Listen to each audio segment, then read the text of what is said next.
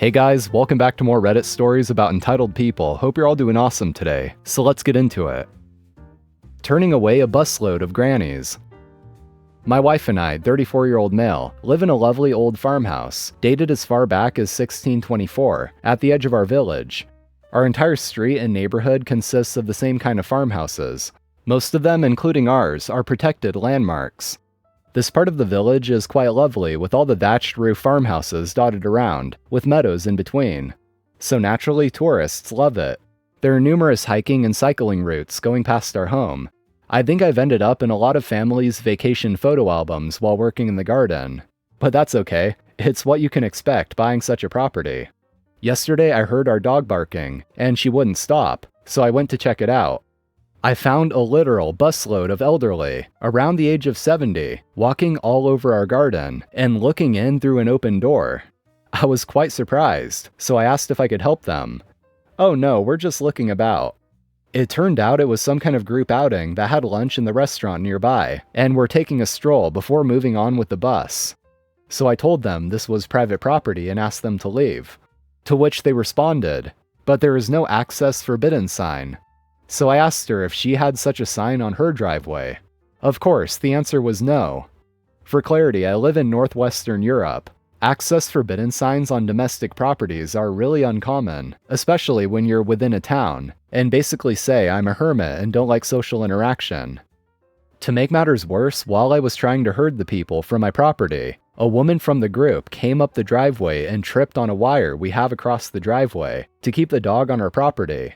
She had a wound on her chin, so I took her inside to get her cleaned up and put a band-aid on the wound. When I walked her out about 10 minutes later or so, they were still muttering about how inhospitable I was, etc. I don't think it's weird to turn away strangers walking through your garden, but a busload of grannies seem to think otherwise. Landlord's daughter entered my home without permission, snooped, and verbally harassed me. So I've had an interesting day. This all happened a few hours ago and I'm still processing and trying to figure out how to proceed. I live in an apartment that is a 2-story house with stairs between levels, and the basement level being essentially a mother-in-law suite. I live in the basement. My landlord lives in the upper level, and we have a private rental through her. Her daughter, we'll call her Hilda, is a realtor, and set up the rental page for her mom on Trulia, but we do not rent through her company. It is private through the landlord, with only the landlord's name on the lease. The pipes under the sink were leaking, so when I saw the landlord this morning, I asked her if the plumber was coming soon. She said Friday. I told her we couldn't do dishes and it would be great if someone could come sooner, but if not, we would make do. She said she would make some calls and see what she could do. Okay. I went out for a walk with my grandmother. I come home and all of my doors are wide open. I panic, because I wasn't expecting anyone and my cat is indoor only, and has been sick recently. I ran in. Saw Hilda. Also weird because I was told no one but my partner and I had keys to the apartment, and started asking if anyone was in the apartment and if she'd seen my cat.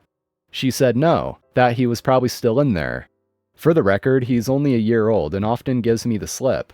She wanted to talk and tried to get me to stay, but I was so scared for my cat I ran in the home and asked her to please wait a few minutes while I looked for him. She said no, and tried to barge in. My grandma blocked her and said, "No, you can't come in. She needs a few minutes." All the while, a poor terrified plumber looked on. Hilda lost it. She almost attacked my grandmother physically to push her out of the way. I found my cat hiding in the closet and came outside to address the hubbub. I noticed that there is a stranger with Hilda too. I'll call her Gertie.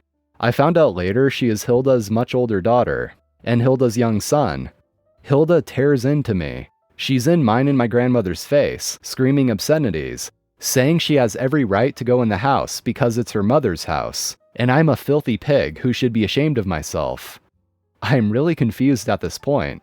She's screaming obscenities, saying I'm taking advantage of her mother and making personal attacks on my character. And then she tells me all 3 of them have just taken an extended tour of my apartment. They looked through everything, after telling me earlier that they'd just gotten there. Made some comments about my altar. I am pagan and have a small shelf with tarot cards, statues, and candles. My video games. They went into my bathroom and my bedroom and went through my things.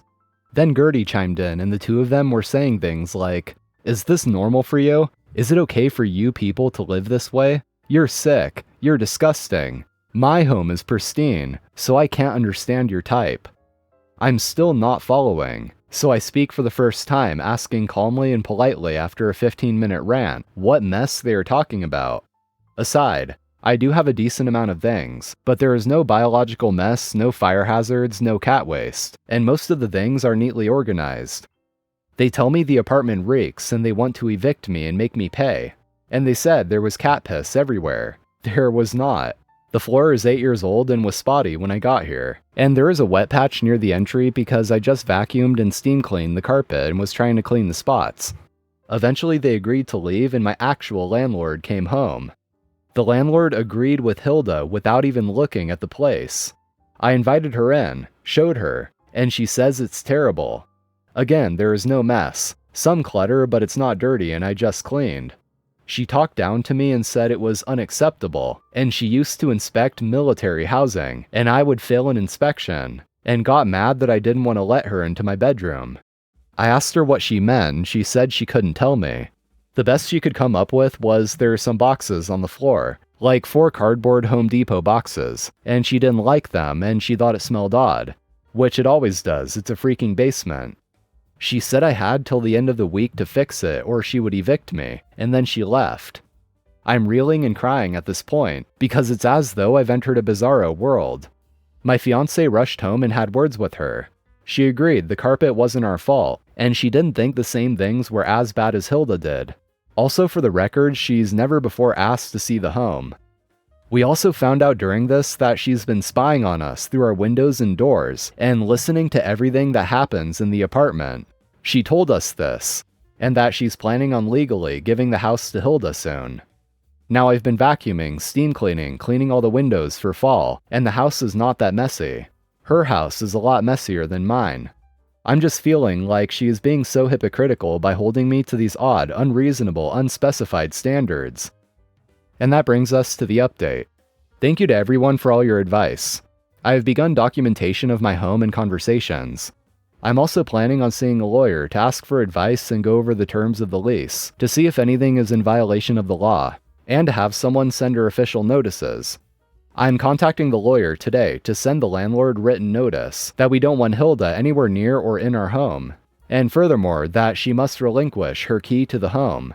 The landlord lied to us originally, and admitted yesterday that Hilda has a key. I also filed a police report against Hilda for her behavior. This is where things got kind of interesting. I didn't know that I wasn't going to go down to the station. An officer came right up to my door.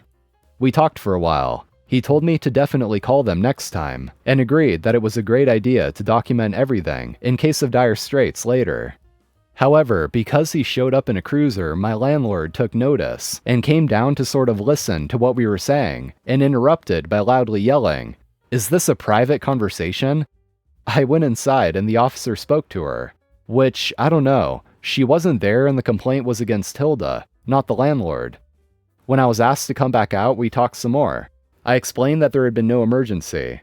And of course, the landlord is listening to all of this, as she doesn't have the courtesy not to eavesdrop. And we finished up and he started to walk off. The landlord approached us and the cop swung back around to watch us interact. I can't even begin to relay the depth of buffoonery I witnessed.